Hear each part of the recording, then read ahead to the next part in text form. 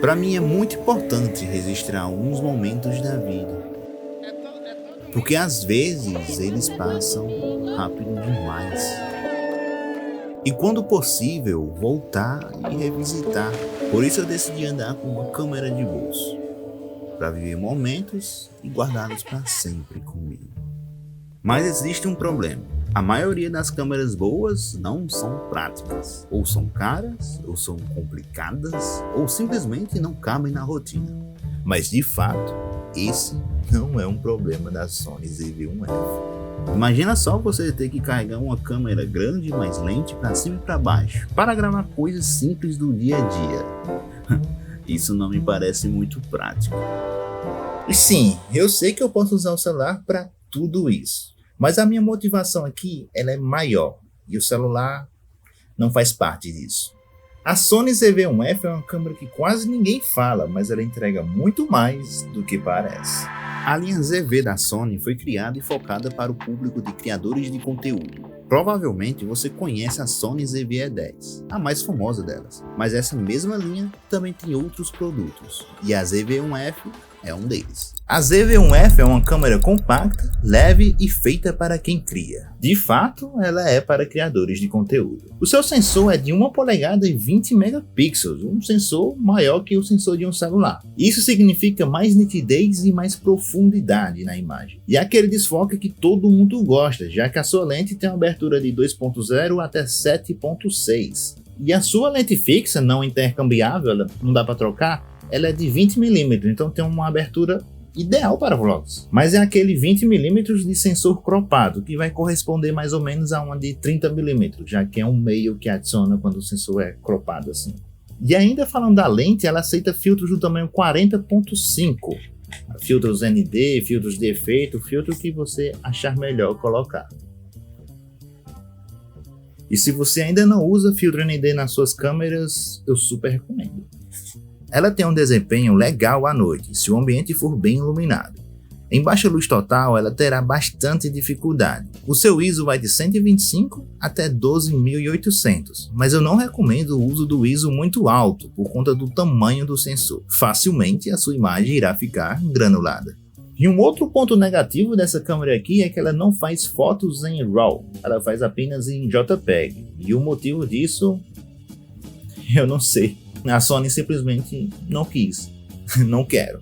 E ela faz vídeo em até 4K 30 FPS, muita coisa. E ela também faz câmera lenta nativamente, em Full HD, botando aqui na função do CA-Q, ou gravando Full HD 120 frames. E tendo um controle maior da câmera lenta na edição. E ela grava no S-Log 2 e 3, e também tem os modos de cor do Gamut, Cine Gamut, tudo aquilo lá.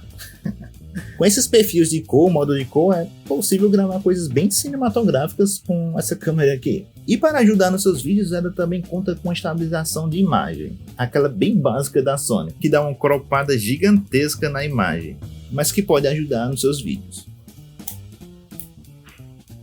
Repito, essa câmera é para criadores de conteúdo e tem diversas outras coisas nela que podem te ajudar bastante a se gravar sozinho.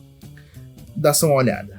Ela tem uma tela articulável em 3 níveis, ideal para selfies e vlogs. Um microfone direcional com espuma anti-ruído inclusa, também destacável. Ela tem um touch tracking na tela, comum nas câmeras da Sony, para te auxiliar no foco. Aqui na lateral ela tem uma entrada USB-C, que serve tanto para carregar a câmera, como conectar um computador para passar dados e também serve para conectar ela como webcam, mas isso em apenas 720 30 fps e com áudio. Aqui na lateral ela também tem uma saída HDMI e uma entrada microfone P2. Infelizmente ela não tem uma saída P2 para monitoramento de áudio.